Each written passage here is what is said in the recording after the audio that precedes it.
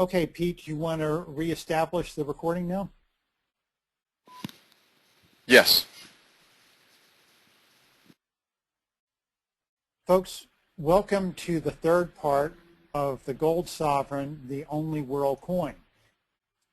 As you may have known, this is a multi-part series. If you did not have a chance to hear the earlier ones, of course, you can listen to the recordings. I will give you a quick summation of the first two parts now. The gold sovereign is the world's longest coinage series, having been made for over 500 years. It's a very exciting series, to say the least. I have selected it as a main priority of the gold in our collection because it is a very exciting coin and one that's very undervalued. It's collected by people all over the globe. The reason for that is because it's the only world coin in history. You see, governments around the world only make coins within their own home country. Canada makes coins in Canada. Mexico makes coins in Mexico. The United States makes coins in the United States.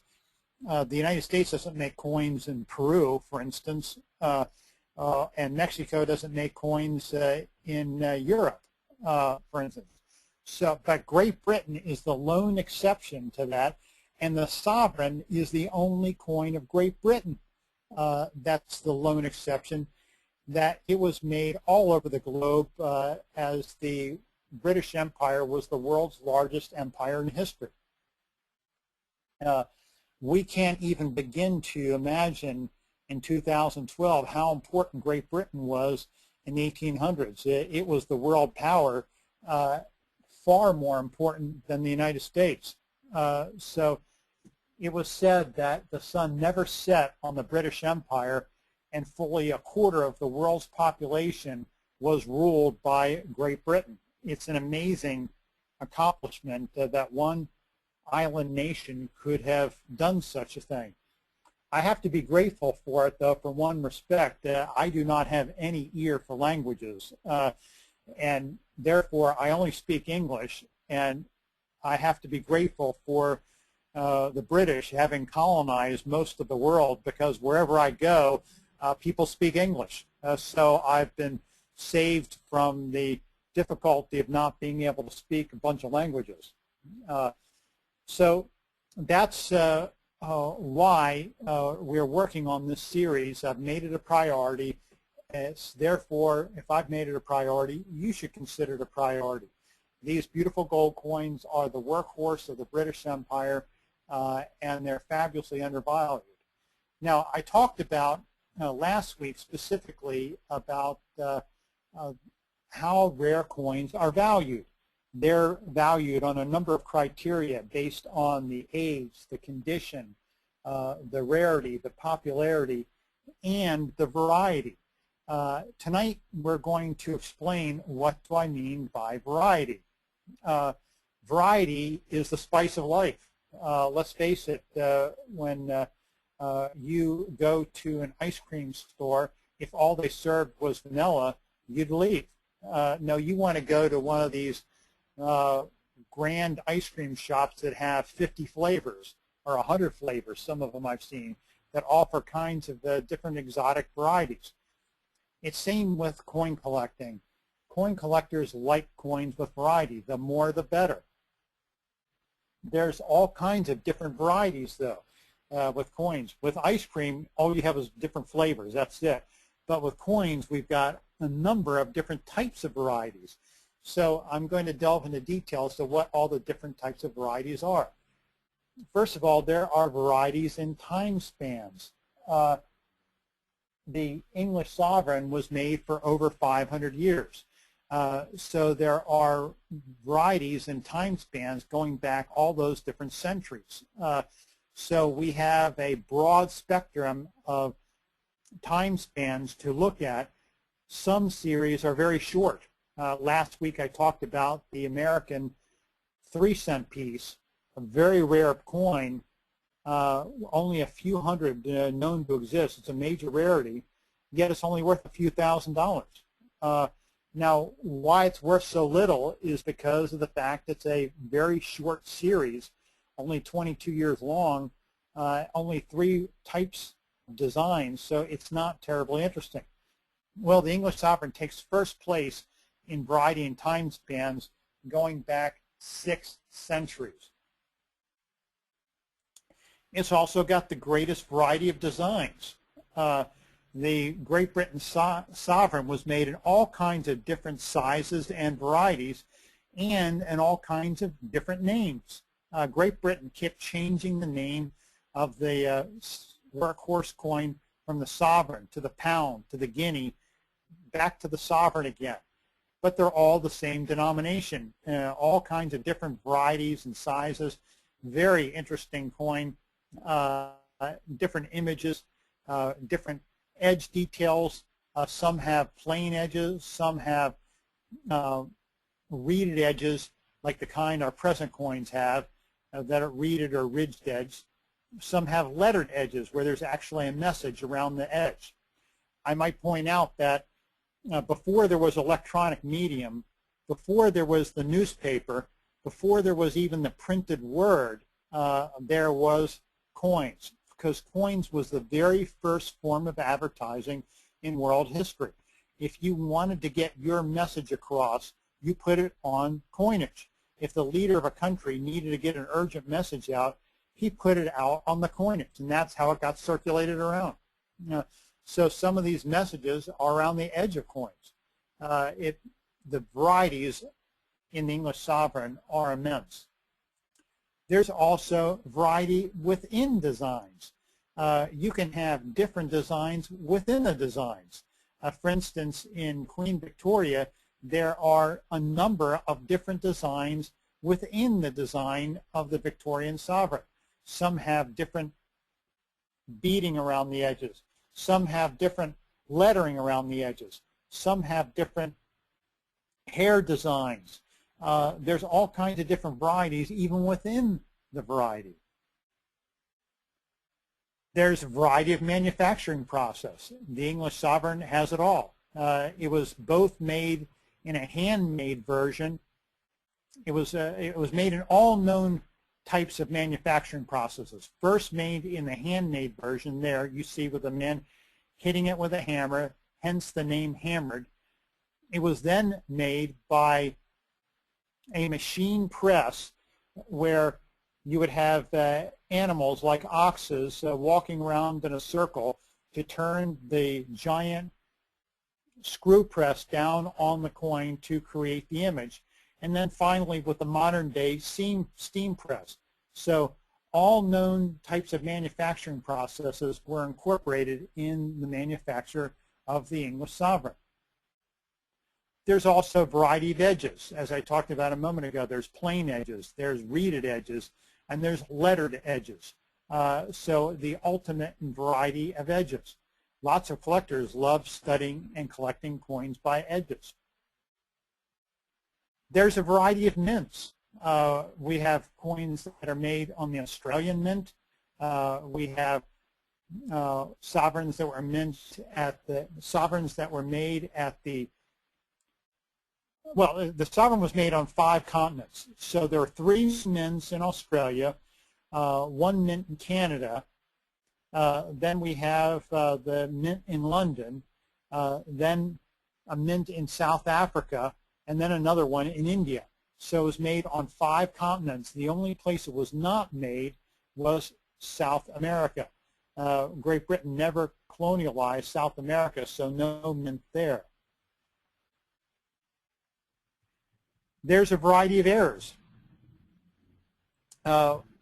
Frequently, we have overdates where the mint was too lazy to remake a new die for the coming year, so they just took out a punch from the next year and punched it over the old year into the die to create the new year of coin.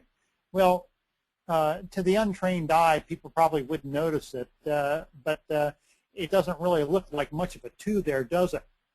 Now, this is in 1872 over in 1871, but because you have the 1 underneath, the last digit there is kind of hard to figure out what it is. So this is called an overdate. So there's quite a few varieties of errors, especially among the Victorian series. The Victorian series is the most heavily collected because it's the longest running to date, 62 years, I believe.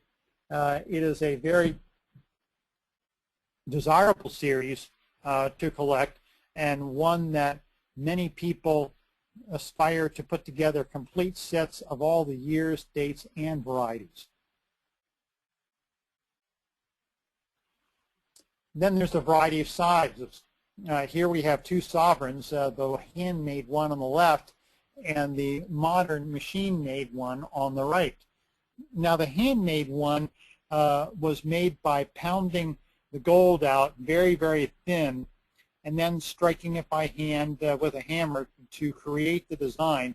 You see the artisan or craftsman created the image for the coin by carving it into a piece of steel in reverse relief. Can you imagine what kind of a job that is to create it in reverse relief? That way, he had to work with the concept of a mirror, trying to figure out how it would look in reverse as he's creating the die so that when it hits the piece of metal, it comes out looking proper when it's done. So there's actually not that big of a difference in weight and gold weight between these two coins, even though the size is different. It's because the one on the left is much thinner than the one on the right. The one on the right, of course, being Victorian. Now, let me talk about the Lincoln penny and help explain the valuations of variety. I started to talk about this last week with the American 3-cent piece. I started explaining how the American 3-cent piece, despite its great rarity, is worth very little. And the reason is because the series is boring. Collectors like fascinating series. Now, you might not think the Lincoln penny is a fascinating series. As a matter of fact, I bet everyone on the phone call tonight wouldn't even bother to pick up one if they saw it laying on the street. So that's how much we think of the Lincoln penny. Despite that, believe it or not, there are millions of collectors of Lincoln pennies. It's the most commonly used coin in commerce. Therefore, it's considered an important series. See, the 3-cent piece we talked about last week, was not an important series. Its only purpose for having been created was to facilitate the purchase of postage stamps, which happened to be 3 cents at the time. But the Lincoln penny is the most commonly used coin in commerce today. You probably get them in change every day. The Lincoln penny is the most heavily made coin in the United States too. There are more Lincoln pennies made each year than all the rest of the U.S. coins put together. Now, there's over 1 billion of them made every year, more than all the rest of the series combined, all the rest of the denominations rather combined. So the Lincoln penny is very heavily used in commerce. Despite efforts to phase it out, it has not happened.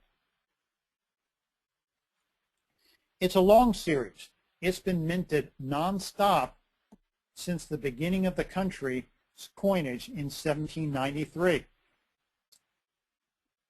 The Constitution was written in 1792, adopting the United States dollar, which went into production in 1793.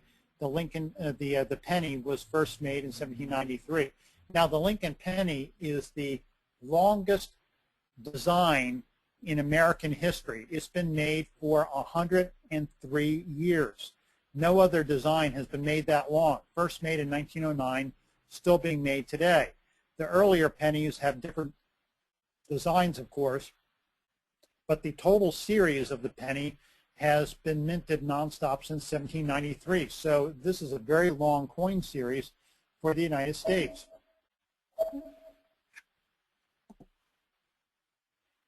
It also has a huge number of varieties, like going to one of these mega grocery stores where you're just inundated with different types of varieties. Same is true with the penny, just a huge number of different types of varieties, from edge details to image details on the obverse and reverse to overdate issues, just like the sovereign, all kinds of different varieties. Now let's compare the Lincoln penny to the sovereign. They both have lots of varieties. They both have been minted for a long period of time. They're both very, very popular. They both have differences in designs of quite a few. But the sovereign has more impressive statistics. The sovereign has been minted for double the length of time, more than double the length of time of the Lincoln penny. It's a good-sized gold coin versus a penny. I guarantee you that if any of us saw on the line tonight a gold sovereign laying on the ground, we'd reach over and take the time to pick it up. Unlike a penny where we could care less, we pick up a gold sovereign off the ground. So the gold sovereign is also been minted in all the different countries. The penny has not. The gold sovereign has more varieties, despite the fact that the penny has a lot of varieties. The gold sovereign has even more varieties. So variety being the spice of life, the sovereign takes first place in the world as the ultimate in different varieties. It's also been minted by an important country. Yes, there are great rare coins out there in existence around the world, but many of them were minted by third world nations where few people care about them. So we stay away from things like that because we want things that have a huge collector base worldwide. Why? Because the more interest there is in a particular series, when we go to buy it, the better you'll do when you go to sell it in the future. Again, the sovereign's impressive statistics include the fact that it's the world's longest running coin series, having been made for 523 years. First minted in 1489, it's almost mind-boggling to think that it's still being made today. If you go to the Royal Mint's website, you can buy a 2012 edition for a premium to the gold price. It's got the most varieties of any series in the world, which gives it great appeal to collectors and investors.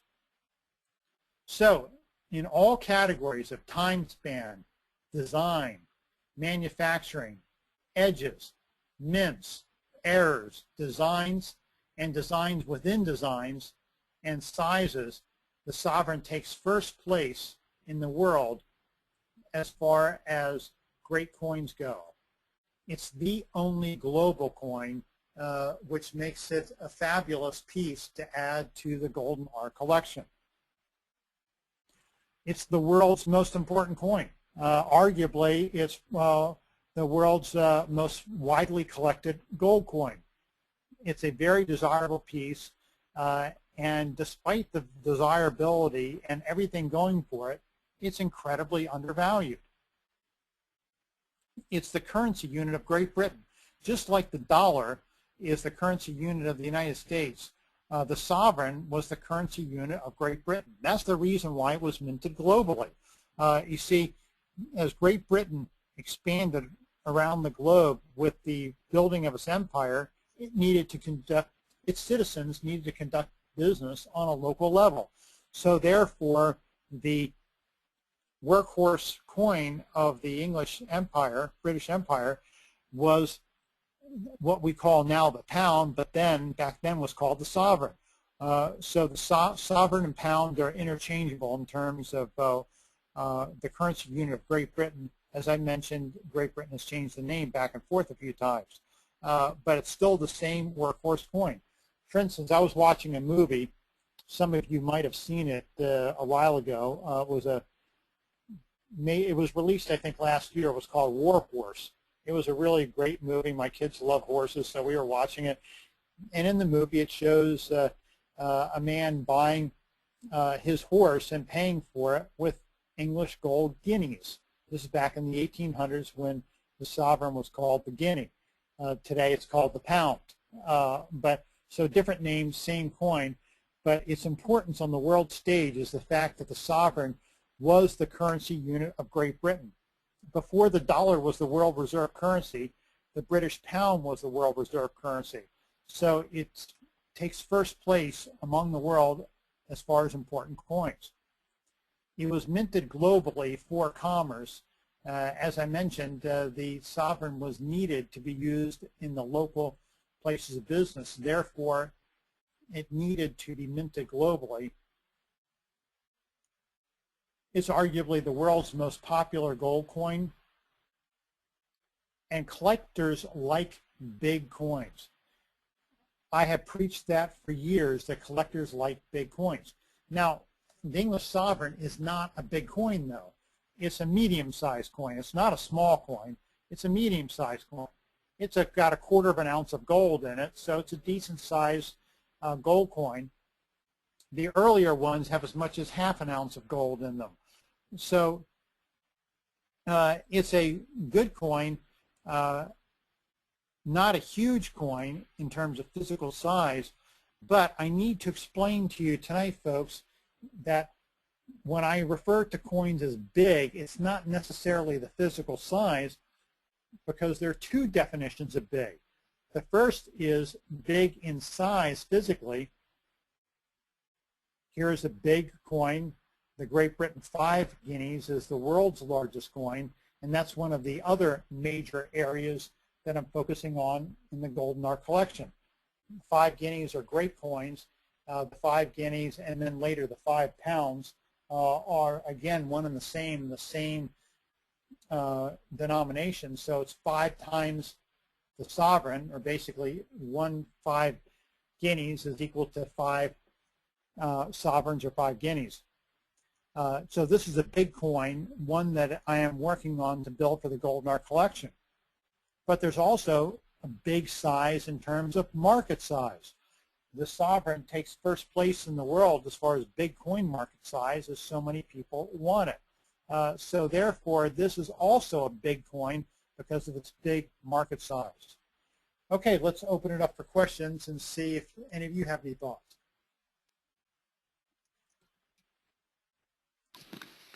Well, before we go into the questionings, we're going to head and we're going to do the announcements for tonight. And as you can see there, we're doing the Tuesday webinar, which is the Advanced Gold webinars. And for some of you that were last night in the financial education webinar, thank you so much for being there also. There's at 8 p.m. and on Tuesday it is at 6 p.m. We also have the webinar recordings that if you can send us an email to the webinars at bellsouth.net. I'll be the one, actually most of the time that'll be the one who send you the recording links to you.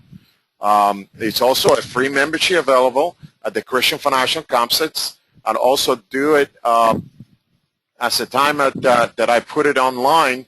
I taken my job to put it in the Christian Financial Concept at the same time. So in case you have a problem with your email or you can't download it or anything goes wrong, you can always go to the Christian Financial Concepts website and take it from there. So it's a good thing that we have a double place to go to in that. Also wanted to mention the attendance contest. That will be the $20 gold certificate that it will be given to the person that attended the most webinars during the month. So that's something that that we're going on, and as you guys log in tonight, we took attendance, so it's something that we keep every week. We will go to the next slide, which is actually going to tell us about the webinar holiday breaks. That will be the upcoming November 26 and 27. This is Thanksgiving. That's actually the Thanksgiving after the actually Thanksgiving Day, which is actually this year is the 22nd and the 23rd, if I'm not mistaken. So it will be the Monday and the Tuesday after. We're not going to have the webinars. December the 24th and the 25th for Christmas Eve and Day, and December 31st and January 1st, New Year's and New Year's Day. I haven't seen any questions in. I'm pretty sure I talked too fast So I'm going to wait until someone will write up questions. So if you have a chance to talk to and make any questions for Greg right now, which is a great availability to have him here online with us. So take this chance to talk to us. Yeah, folks, it can be about the seminar we're talking about tonight or anything to do with rare coins or gold, or even our concept, our beliefs on inflation. Tom and I have studied the subject of economics and inflation at quite some depth, so on any of these subjects, feel free to ask a question. Also, I want to add that I'm available. I make myself available to communicate to any of you as often as you would like to learn. Some people contact me every day. Some never do. Whatever you want, we try to make ourselves available.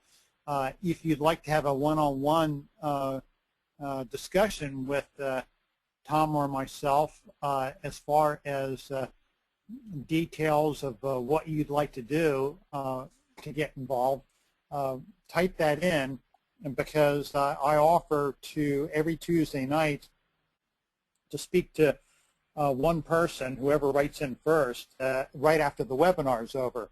If anybody would like to talk one-on-one about anything to do with your strategy and need help with making decisions, type that in, and we can talk after the webinar if you want, or we can set another time later in the week.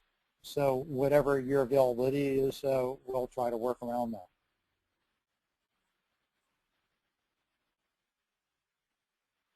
So just checking, Pete, to see if that's anyone has written in. And please don't forget to listen to the rest of the series while I go into detail next, focusing on specific coins. That's going to be the subject for the next couple of weeks, is talking about specific coins, what makes them interesting, why we bought them, why they're rare, and also explaining a bit about coin grading, so you'll be able to relate to that. Some of the coins that will be yours that we'll be profiling and highlighting in the coming webinars. So if you own English sovereigns already, there's a high likeliness that you will be seeing your own coins in next week's seminar. Well, Greg, I guess you did so much of a great job that no one have a question for you. Oh, well, that's a first. Usually we get a few questions. So, I thank you all for listening. No need to stretch it out. If there are no questions, go enjoy the rest of your evening, watch the election results, and we'll all pray that when we wake up tomorrow that we've got a new government heading us in the right direction. So God bless. Thank you for listening, and let me know if you'd like one-on-one consultation. So just contact us at the phone number here, or you can type it in. I'll leave the webinar open for a little while yet if you want to type that in. Thank you all, and have a good night. Thank you, Greg. Have a good night, and everyone have a blessed day. And if you need to contact us, there's the number for it. So give a call to Greg or Tom, and they will be more than glad to give you a call back. Thank you all. Thank you.